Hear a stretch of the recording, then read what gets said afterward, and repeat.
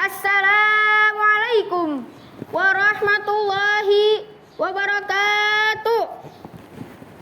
Alhamdulillahillazi arsala rasulahu bil huda wa dinil haq liyuzhirahu ala dini kullih wa kafa billahi syahida. Asyhadu an la ilaha illallah wa asyhadu anna muhammadar rasulullah. Allahumma sholli ala sayyidina Muhammad wa ala alihi wa sahbihi ajmain, amma ba'd. Tiada kata yang lebih indah dari untaian syair para pujangga. Tiada suara selembut sutra berkilau menyelam jiwa sang jejaka yang sedang dilanda bara asmara. Tiada senandung lagu yang lebih merdu melebihi tembangnya seorang gadis yang sedang dirundung penyakit rindu.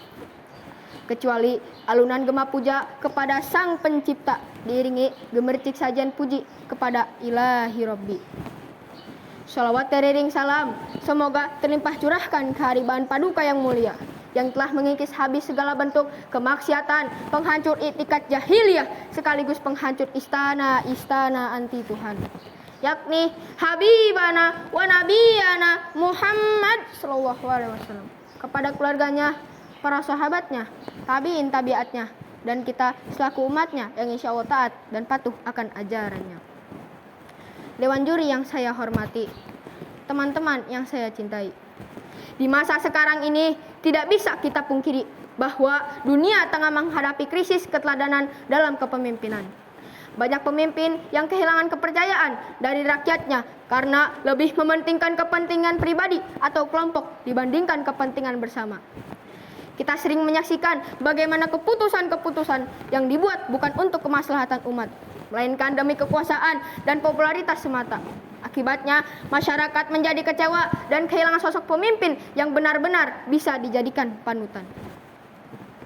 Tahukah teman-teman, sejatinya seorang pemimpin bukan hanya dinilai dari kemampuannya dalam berbicara, tetapi dari kejujuran, keberanian, dan keteladanan dalam perbuatannya. Pemimpin sejati adalah mereka yang hadir untuk melayani, bukan untuk dilayani. Yang memimpin dengan hati, bukan dengan ambisi. Setiap zaman melahirkan pemimpin-pemimpin besar. Ada yang disegani karena kekuatannya, ada yang dihormati karena kekayaannya, dan ada pula yang dipuja karena kecerdasannya. Namun, di atas semua itu ada satu sosok pemimpin yang keagungannya tidak pernah pudar sepanjang masa, yaitu Rasulullah Muhammad SAW.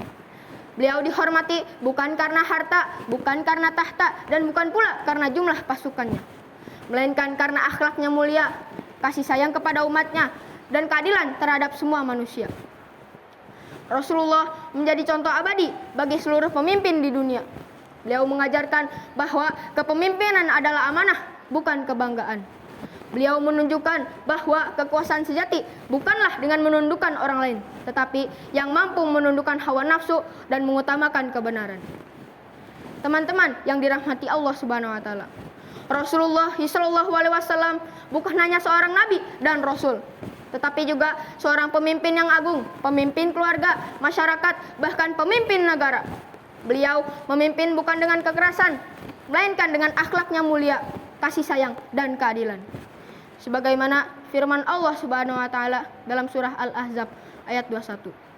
Bismillahirrahmanirrahim. Laqad kana lakum fi Rasulillahi uswatun hasanah liman kana yarjullaha wal yawmal akhir wa dzakarallaha katsira. Sungguh telah ada pada diri Rasulullah SAW suri tauladan yang baik bagimu, yaitu bagi orang yang mengharap rahmat Allah dan kedatangan hari kiamat, serta banyak mengingat Allah. Al-Quran Surah Al-Ahzab ayat 21. Ayat ini menegaskan bahwa setiap sikap, keputusan, dan perilaku Rasulullah SAW merupakan contoh terbaik bagi umatnya. Sebagai pemimpin, Rasulullah SAW selalu menegakkan keadilan tanpa pandang bulu. Ketika seorang wanita dari kalangan bangsawan melakukan kesalahan dan para sahabat ingin meringankannya, Rasulullah SAW bersabda, "Demi Allah, seandainya Fatimah binti Muhammad mencuri, niscaya akan aku potong tangannya." Hadis riwayat Bukhari dan Muslim. Inilah bukti bahwa Rasulullah SAW tidak memihak siapapun dalam hukum. Semua sama di hadapan Allah. Inilah pemimpin sejati, adil, tegas, namun penuh kasih. Rasulullah tidak pernah meninggikan diri di hadapan umatnya. Beliau duduk bersama para sahabat tanpa pembeda, membantu pekerjaan rumah, menambal sandalnya sendiri, bahkan makan bersama kaum miskin. Suatu ketika para sahabat melihat beliau ikut membantu menggali parit dalam perang Khandaq. Rasulullah memanggul batu bersama mereka sambil bersabda, "Sesungguhnya aku hanyalah seorang hamba. Aku makan sebagaimana seorang hamba makan, dan aku duduk sebagaimana seorang hamba duduk." Hadis riwayat Abu Ya'la. Teman-teman yang saya cintai, Rasulullah mengajarkan kepada kita bahwa pemimpin sejati adalah yang melayani, bukan yang dilayani.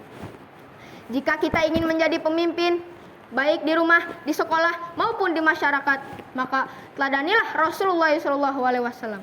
Pimpinlah dengan keikhlasan, jalankan amanah dengan tanggung jawab, dan perlakukan orang lain dengan rahmah kasih sayang. Sebagaimana Allah Subhanahu wa taala berfirman dalam surat Ali Imran ayat 159. Bismillahirrahmanirrahim. Fabima rahmatim minallahi lintalahum. Maka disebabkan rahmat dari Allah lah engkau Muhammad berlaku lemah lembut terhadap mereka. Al-Quran surah Ali Imran ayat 159. Dalam tafsir As-Sodi dijelaskan yang dimaksud ayat di atas adalah bahwa rahmat Allah kepadamu dan kepada para sahabatmu. Maka Allah telah memberikan karunia-Nya atasmu agar engkau berlaku lemah lembut dan bersikap sopan santun kepada mereka, mengasihi mereka dan berakhlak baik kepada mereka, hingga mereka berkumpul sekelilingmu, mencintaimu dan menaati perintahmu. Dapat kita simpulkan bahwa keteladanan Rasulullah SAW dalam memimpin bukan sekedar sejarah, tetapi pedoman hidup. Beliau adalah pemimpin yang adil dalam kebijakan, lembut dalam tutur kata, tegas dalam kebenaran, dan penuh kasih dalam kepemimpinan. Marilah kita meladani beliau dalam setiap aspek kehidupan, menjadi pemimpin yang bagi diri sendiri, keluarga, dan masyarakat dengan akhlaknya yang mulia. Semoga Allah menjadikan kita hamba-hamba yang mampu meladani Rasulullah SAW dalam memimpin. Demikian yang saya dapat sampaikan. Kebenaran datangnya dari Allah, dan kesalahan semata-mata datangnya dari kekurangan saya sendiri. Terima kasih atas segala perhatian dan mohon maaf atas segala kekurangan. Sebelum ditutup ada pantun. Tegak iman di Al-Madani, tumbuh akhlak dalam sanubari. Teladan Rasul menjadi pedoman diri menuju hidup penuh berkah ilahi. Wabillahi taufik wal hidayah, waridho wal inayah. Wassalam.